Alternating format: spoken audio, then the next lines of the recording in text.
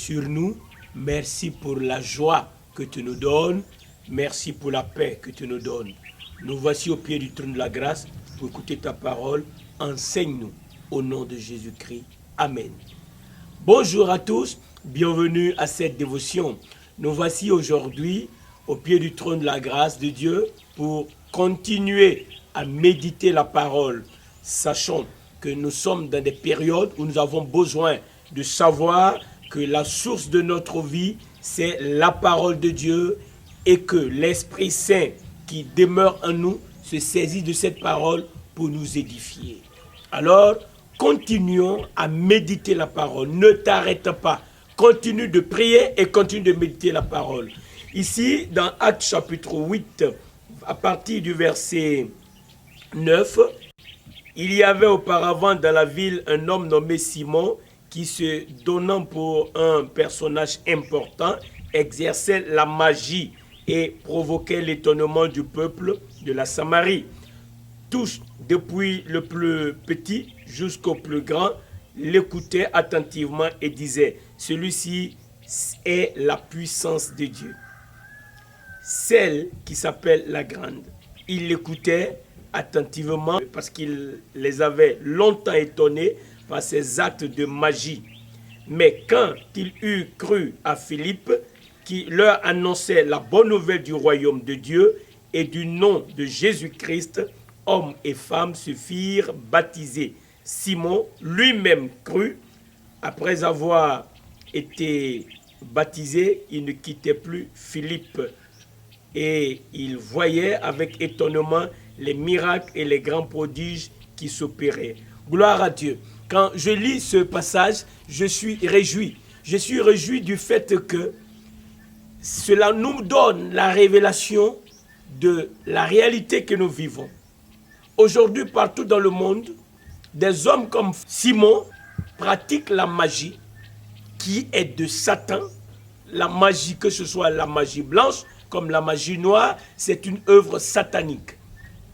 Et alors, pour provoquer de l'étonnement, et beaucoup de personnes croient à cause des actes qui sont étonnants, qui sont produits.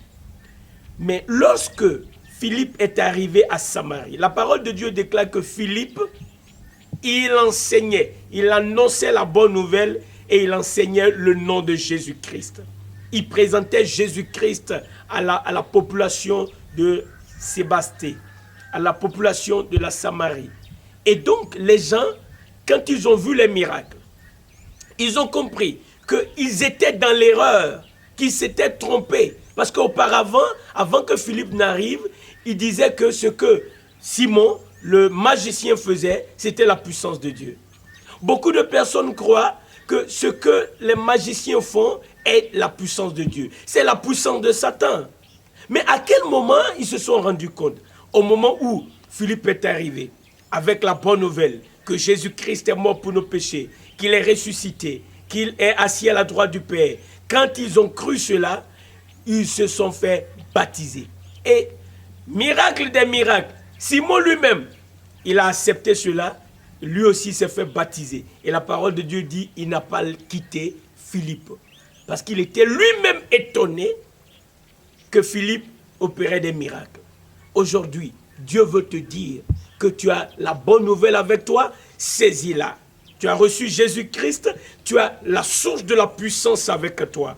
Le secret de l'univers, c'est lui, c'est Christ, c'est par lui que toutes choses ont été créées. C'est très important de savoir que si tu as Christ, le magicien doit fléchir devant Jésus. Ensemble, nous pouvons élever la voix aujourd'hui et proclamer la Seigneurie de Jésus-Christ. Dans ta famille, dans ma famille, sur notre village, sur notre ville, sur notre pays. Notre Père, nous te remercions de ce que tu es présent aujourd'hui.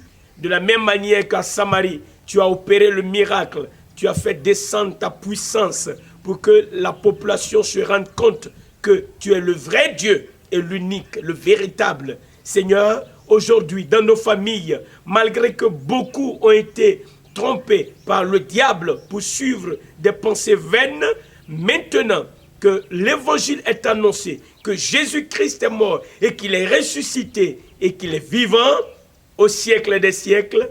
Permets que ceux qui croient voient ta puissance, afin que Satan soit toujours confondu et confus. Merci pour les malades qui guérissent. Merci pour les miracles que tu fais. Merci pour la provision qui vient de toi. Que l'honneur et la gloire te reviennent. Au nom de Jésus-Christ. Amen.